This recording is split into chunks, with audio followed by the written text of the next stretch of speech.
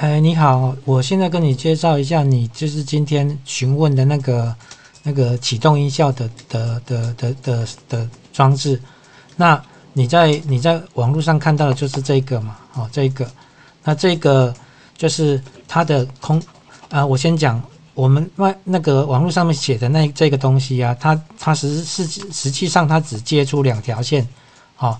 现在是拿这个外壳给你看的，这个是用途是不一样的啊。可是我们是用这个外壳装啊，里面有个喇叭，包括电路也就在里面。好啊，它是接2条线出来。哦，2条线就是让你接电源。哦，电源可能就是你那个电源就是你用钥匙可以控制的，就是你摩托车钥匙插进去啊，打开有电了啊，有电之后，它这个音效就会播放一次。啊，它就是利用那个电源，就是通电之后的第一次，它就是播一次音效。哦，然后当你下一次要播放的时候，你必须把电源关掉，下一次再打开，它才会再播放一次。好，那你讲的需求就是说，你希望有4个音效可以轮流播放。表示说，比如说这一次是播放 A，下一次要播放 B，再下一次播放 C， 再下一次播放 D。这表示说，它每一次播放完之后，它要把它记录下来。要记录现在最后一次播是播 A， 播到 A 还是播到 B， 还是播到 C， 还是播到 D。可是呢，我刚刚讲过，它下一次要播放的时候，它一定是先把它关电嘛。你只要关电的话，它记录就会不见。我是城市里面可以记录 A、B、C、D 啊，可是你电把它关掉之后，它里面并没有那个可以存那个技术，那个就是目前状态的那个记忆体，它没办法自己写进去。它没有那种记忆体。所以变成说你就算里面烧入了4段音乐，它还是没办法自动变换，因为它每次电关掉之后，它就会自动归零，就表示说它会跳到第一个音乐去。所以你只要电关掉，比如说你现在它就不可能有播放到 A、B、C、D 去，它一定是每一次都播放 A， 因为它没办法把 A 目前播的这个记录下来，它只要关掉电，那个记录的值就消失掉了。电关掉就消失掉了，所以这种的装置就不适合，就是没办法做到你要的那种功能。然后那个是一个问题。假设说你如果可以改成这种的，就是说把它改成我帮你装一个这个这个是一个旋转的选择开关。选择它这个好像有5段还是6段。我们有5段跟6段还有8段的。它每一段你可以用这个来选，因为它就不是记忆体的，它是用开关去切。你每次比如说你下一次你希望启动音效是 A、B、C、D 里面的 B， 那你把它切到第2段下一次它启动的时候就要去播 B。假设你要换成 C 的，那你下一次启动之前把它切到 C。你要播之前要先切如果没有你没有切的话，它就是播放跟上次一样的。就是用这种开关来切。用这种开关来切，那这种开关它有一定的体积嘛。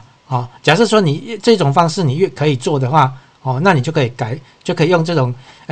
这种方式可以做的话，那用这种的就可以达到你4种甚至5种8种都可以切换。用这种开关来切。那这个开关它本身有大小嘛，就是有一定的大，就是它有它的尺寸比较大，所以它就没办法装到这个盒子里面。这个盒子它比较小。它没有办法塞进去这个选择开关。这个没办法塞，所以你就可能就是要用这个比较大的，它才办法装进去。就是这个是我昨天有寄一个另外一个网址，它的那个盒子。就是当然啦，这个盒子跟这个盒子当然是这个盒子里面的喇叭会比较大颗，它音量它可以共鸣共振的那个音箱就比较大，所以你听起来的音量会比较大。这个就大概就是因为我不知道你的音效是什么。其实音量会跟音效也有关系啊。比如说你的声音是比较低沉的你播放出来的它音量一定是没办法大。低沉的声音你不可能，你给我的声音档是悄悄话你要我播出来很大声，那不可能啊。所以说跟你的声音，你提供的声音档也有关系。那一般的像那个之前你如果影片，我不知道影片里面好像是皮卡丘的声音那个都可以到达到110分贝，就是分贝器放在这上面量就可以到110分贝啊。当然，喇叭尺寸越大，它的声音就越大，就是说，假设你要非常非常大声的话，那你就可能就要用别种喇叭了就比如说，你可以改用这个喇叭就是你用这种喇叭它本身就单纯喇叭而已，它里面没有发出没有那种声音的装置，所以它也是一样需要一个这个盒子，然后到最后由这个盒子产生声音，然后这个喇叭有一个这个插头插到这边插进去，然后声音再从这个喇叭放出来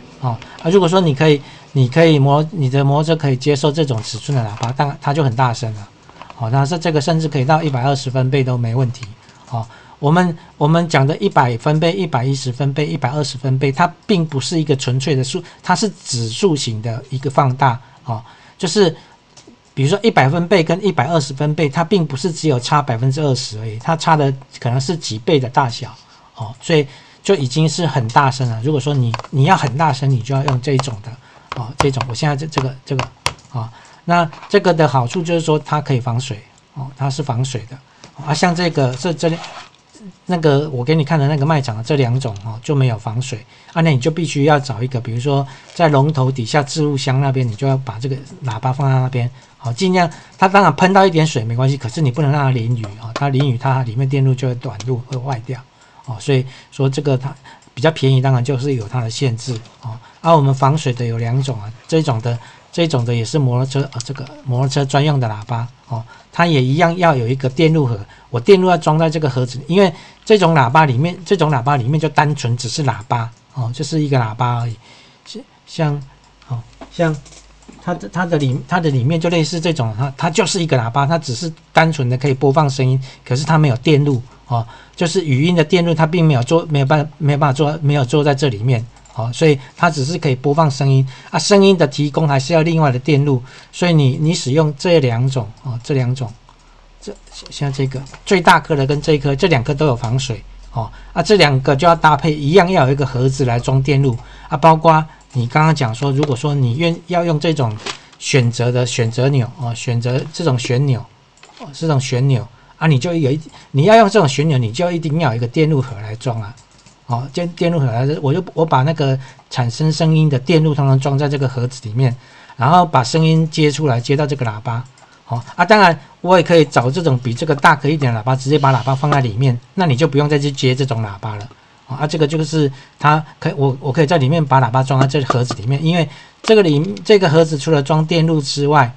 还有那个旋钮之外它空间还有剩，我就会把它放一个大概3瓦的喇叭进去它也可以很大声可是它就没办法防水，因为我喇叭装在这里面，我必须要钻那个孔比如说9个孔、12个孔让声音可以经过那个孔发出来，你没有孔，它声音就会闷闷的在里面，会出不来就大概是这样子。所以你第一个，你看你要不要装这个选择旋钮如果要的话，就要这种就不适合使用你至少要改成这种的这种的我可以把喇叭做在里面或者是说你要大声一点接成这种喇叭也可以所以像 A 我们现在编排一下，让这样子才能沟通A B C D 这个是 D 你可以从底下这个板子上面一格一格的绿色的板子，它一格就是1公分，你可以大概看一下它的大小不然你可以对照我的手的大小，就可以知道它大概的大小是多少大概是怎样